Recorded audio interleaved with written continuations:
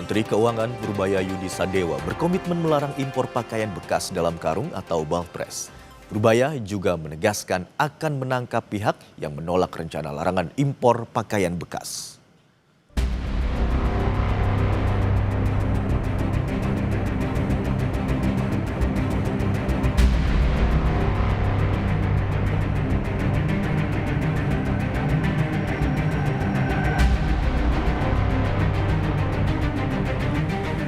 Sempat redup, perbincangan impor pakaian bekas dalam karung kini kembali panas setelah diungkap Menteri Keuangan Purbaya Yudi Sadewa.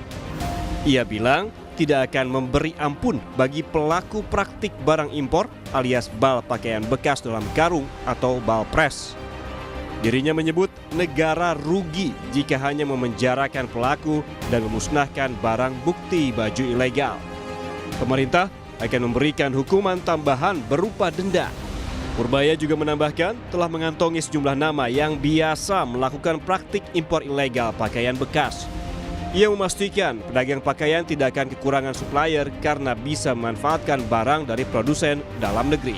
Kita monitor terusan di lapangan.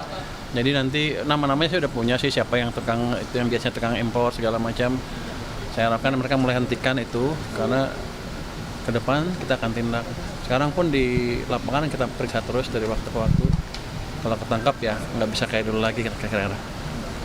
Jadi orang kan suka bingung kalau itunya mati berarti nggak ada supply. Supply-nya barang-barang domestik harusnya nanti. Biar industri domestik juga hidup lagi. Ya nanti dia beli pakaian-pakaian dari produsen dalam negeri lah. Kan masa kita melegalkan yang ilegal sementara produsen dalam negeri mati. Kan sama juga untungnya nanti dia dapatnya. Kan mereka yang penting untung kan.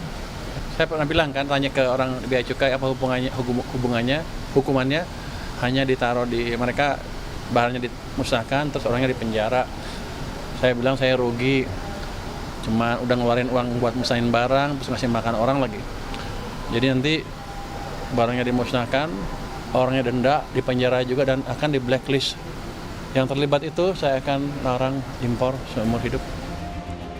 Sejumlah respons dari masyarakat pun muncul usai wacana larangan impor baju bekas dalam karung atau balpres dikeluarkan Menteri Keuangan Purbaya Yudi Sadewa. Sebagian masyarakat ada yang setuju karena menganggap bisa memajukan usaha pakaian dalam negeri, namun tidak sedikit dari mereka yang menyayangkan larangan tersebut. Sebenarnya kalau thrifting dari luar negeri itu aku termasuk yang netral aja karena aku juga jarang menggunakan produk luar negeri. Nah, mungkin dari Menku Purbaya itu sangat bagus ya kebijakannya untuk thriftingnya itu dari lokal aja gitu, menstop dari luar negeri. Tapi mungkin bagi banyak masyarakat itu disayangkan karena mereka pengguna kan. Karena aku sebenarnya nggak terlalu pengguna thrifting dari luar negeri, jadi aku di netral aja sih Kak, nggak apa-apa. Kalau menurut saya sih tidak setuju dengan apa yang kebijakan dari Pak Purbaya ya, karena saya sangat pecinta thrifting, selaku pelaku pembeli atau buyer thrifting juga kalau brand lokal kadang suka kalah dengan brand luar.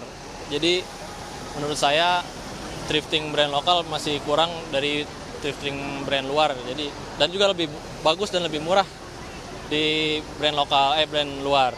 Kalau menurut aku sayang banget sih karena kan emang banyak anak-anak muda terutama remaja-remaja yang seumuran aku tuh suka banget thrifting, apalagi emang model-modelnya tuh modis kan zaman sekarang.